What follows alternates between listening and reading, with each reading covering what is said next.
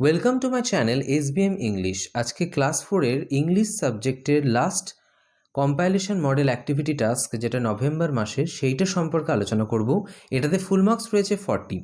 Read the following passage and answer the questions given below. প্যাসেজটা ভালো করে পড়তে হবে, তারপরে যে কোয়েশ্চেনগুলো দেওয়া আছে নিচে সেই কোয়েশ্চেন আনসারগুলো করতে হবে। দেখো প্রথমে কি লেখা আছে, Google could now C the actual process of Bengali cooking. Google এরপরে দেখতে পেয়েছিল আসল যে পদ্ধতি কি না বাংলার রান্না করার, যে বাঙালিদের যে রান্না করার আসল পদ্ধতি সেটা বুঝতে পেরেছিল। He felt a new interest in Bengali food. তারপরে তার কি হয়েছিল, আগ্রহ জেগেছিল বাংলার খাবারে। He ate a hearty lunch of rice and rohu curry. সে কি খেয়েছিল, একটা খুব ভালো লাঞ্চ খেয়েছিল, ভাত এবং রোহি তরকারির। Then there were rasgullas and sweet curd. তারপরে সে খেয়েছিল রসগোল্লা এবং মিষ্টি দই। In the evening the children sat around grandma and heard stories. সন্ধ্যাবেলায় বাচ্চারা ঠাকুমা বা দিদার পাশে বসে গল্প শুনেছিল দিদার কাছ থেকে বা ঠাকুমার কাছ থেকে। Gogol enjoyed eating piyajis onion pakoras, a favourite Bengali snack. Gogol খুব এনজয় করেছিল কি খেয়ে, পেঁয়াজি খেয়ে।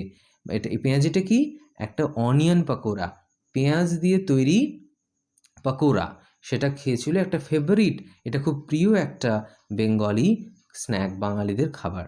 এবার দেখো, fill in the chart with information from the passage. এই যে প্যাসেজটা পড়লাম এখান থেকে ইনফরমেশন নিয়ে এই যে চার্টটা সেটা পূরণ করতে হবে। একদিকে লেখা আছে ফুড অ্যাট লাঞ্চ, একদিকে ফুড অ্যান্ড দ্য ইভিনিং।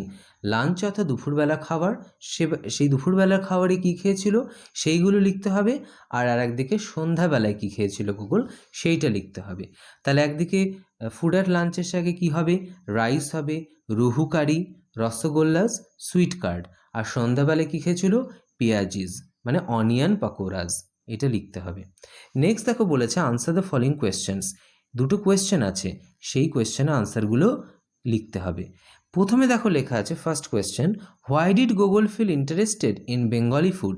কেন গুগল ইন্টারেস্টেড ফিল করেছিল অর্থাৎ আগ্রহ পেয়েছিল বাঙালিদের খাবারে। তাহলে আনসারে লিখবে, Google could see the actual process of Bengali cooking, so he felt interested in Bengali food. Google দেখতে পেয়েছিল বাঙালি রান্নার আসল পদ্ধতি, তাই গুগলের ইন্টারেস্ট জেগেছিল, আগ্রহ জেগেছিল বাঙালিদের খাবারে। What did the children do in the evening. শিশুরা সন্ধ্যাবেলায় কী করেছিল। আনসার লিখবে, in the evening the children sat around grandma and heard stories. Gogol enjoyed eating piyajis or onion pakoras. সন্ধ্যাবেলায় শিশুরা কী করেছিল, গ্র্যান্ডমার চারিদিকে বসেছিল এবং তারা গল্প শুনছিল। আর গুগল কী খেয়েছিল, পেঁয়াজি খেয়েছিল, সেটা খেয়েও কিন্তু খুব এনজয় করেছে। তারপরে দেখো লেখা আছে question number 2, read the following passage and answer the questions given below. প্যাসেজটা খুব ভালো করে পড়ে তারপরে কোয়েশ্চেন আনসারগুলো করতে হবে। India was in the clutches of the British for more than 200 years. ভারত একসময় ব্রিটিশদের অধীনে ছিল, ঠিক আছে, প্রায় 200 বছর ধরে। দে ওয়ার ভেরি ক্রুয়েল, এবং ইংরেজরা প্রচণ্ড নিষ্ঠুর ছিল। The Indians did not like them. ভারতীয় যারা ছিল তারা কিন্তু তাদের একদমই পছন্দ করতো না। People fought for the freedom of their motherland. ভারতের যে লোকেরা ভারতবাসীরা লড়াই করেছিল আমাদের দেশের জন্য, আমাদের মাতৃভূমির স্বাধীনতার জন্য। They did not hesitate to follow leaders like Netaji Subhash Chandra Bose and Mahatma Gandhi. তারা কিন্তু এতটুকু ইতস্তত বোধ করেনি এই ধরনের নেতাদের পাশে দাঁড়াতে এবং নেতাদেরকে ফলো করতে। কারা না, নেতাজি সুভাষচন্দ্র বোস, মহাত্মা গান্ধী এই ধরনের নেতাদের পাশে দাঁড়িয়েছিল এবং তাদেরকে ফলো করে লড়াই করেছিল স্বাধীনতার জন্য। The Indians loved their motherland dearly. ভারতবাসীরা কিন্তু তার মাতৃভূমি এই ভারতকে খুবই ভালোবাসে।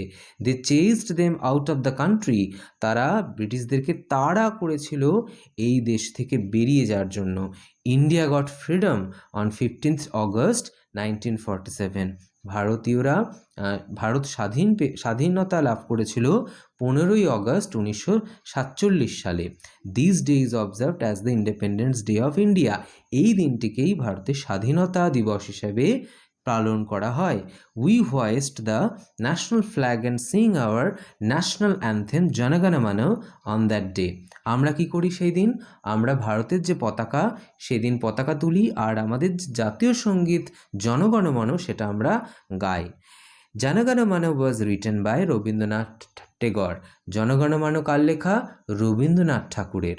এবার দেখো underline the correct answer from the given alternatives, অর্থাৎ 4টে করে অপশান রয়েছে, যেটা সঠিক সেখানে আমাদের কি করতে হবে, সেটা আমাদের আন্ডারলাইন করতে হবে, অর্থাৎ তলে দাগ দিতে হবে। প্রথমে দেখো first question, the British ruled over India for 200 years, over 200 years, 300 years, over 300 years.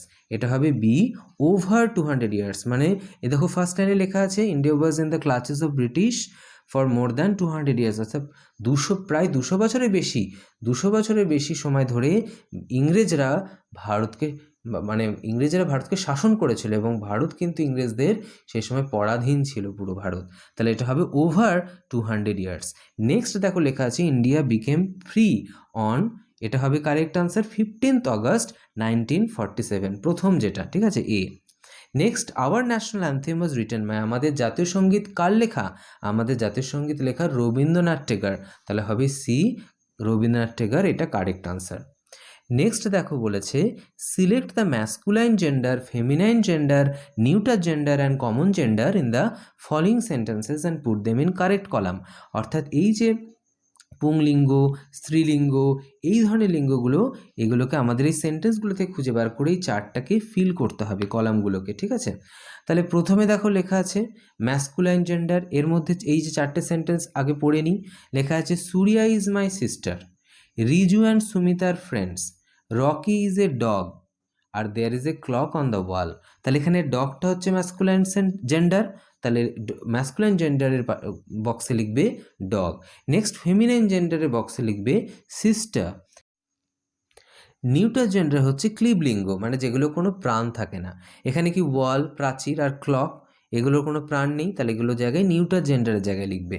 R common gender মানে দুটোই হতে পারে, ঠিক আছে, মানে ম্যাসকুলাইন পুংলিঙ্গ হতে পারে, স্ত্রীলিঙ্গ বোঝাতে পারে। যেমন এই যে ফ্রেন্ডস কথা মানে বন্ধু, এবার বন্ধু সেটা তো ছেলেও হতে পারে, মেয়েও হতে পারে, তার জন্য এই ফ্রেন্ডসটা কমন জেন্ডারে লিখতে হবে। নেক্সট দেখো কোয়েশ্চেন নাম্বার 4-এ লেখা আছে fill in the blanks with present continuous tense forms of the verbs given in brackets.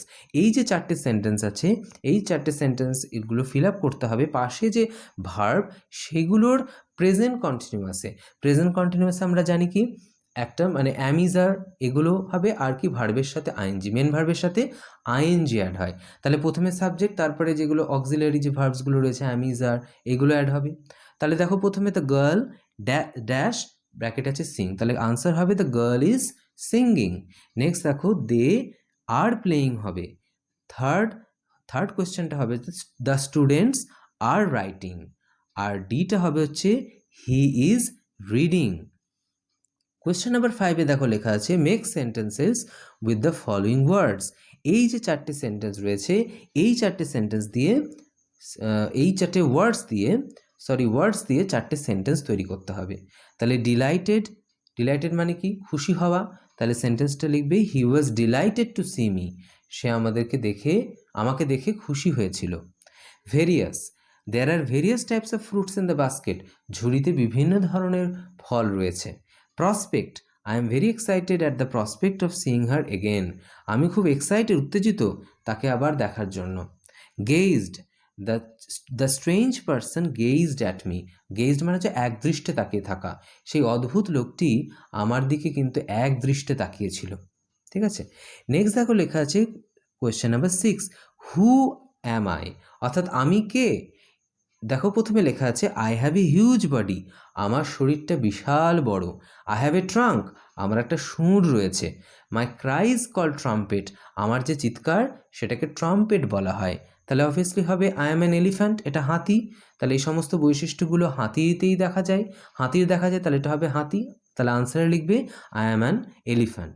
তারপরে দেখো কে বলছে যে আই ক্যান ফ্লাই, আমি উঠতে পারি। আই হুট, আমি ডাকতে পারি। মানে এরকমভাবে চিৎকার করতে পারি, যেটাকে হুড বলা হয়। I come out in the night, আমি রাতের বেলায় বের হই। তাহলে এটা হবে আই অ্যাম অ্যান আউল, এটা হচ্ছে একটা প্যাঁচা। আই ইট গ্রাস, আমি ঘাস খাই। I bleat, I give milk. Bleat মানে এক ধরনের চিৎকার করা, ঠিক আছে? এই চিৎকারটা কিন্তু গোটেরই, তাহলে এটা হবে I am a goat. Question number 7-এ দেখো লেখা আছে choose the appropriate adverbs from the brackets and complete sentences.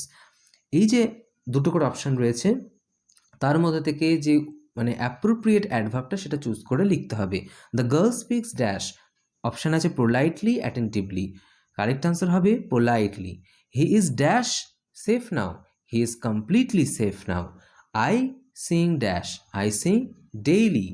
Next দেখো লেখা আছে how do you spend your day at home, write 5 sentences about it. তুমি কিভাবে বাড়িতে তোমার দিন কাটাও সেটা নিয়ে 5টা বাক্যে লিখতে হবে। তাহলে দেখো everyday I get up at 7 AM, প্রতিদিন আমি সকালবেলায় সকাল 7টার সময় উঠে পড়ি।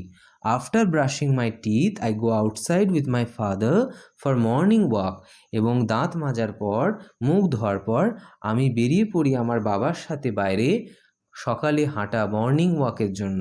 দেন I take my breakfast and study for 2 hours, তারপরে আমি সকালের খাবার খাই এবং জলখাবার খেয়ে তারপরে আমি 2 ঘন্টা পড়ি। After that I play at home for some time, এবং তারপরে আমি কি করি কিছু সময় বাড়িতে খেলি। Next I take my bath and have my lunch, তারপরে আমি স্নান করে দুপুরের খাবার খাই। In the afternoon I play with my friends for some time and in the evening I study for 1 hour, বিকালবেলায় আমি আমার বন্ধুদের সাথে খেলা করি কিছুক্ষণ, তারপরে সন্ধ্যাবেলায় আমি আবার 1 ঘন্টা পড়ি। Finally at 10 PM I take my dinner and go to bed, তারপরে রাত 10টার সময় আমি আমার রাতের খাবারটা খেয়ে নিই এবং তারপরে আমি বিছানায় শুতে যাই, ঘুমোতে যাই।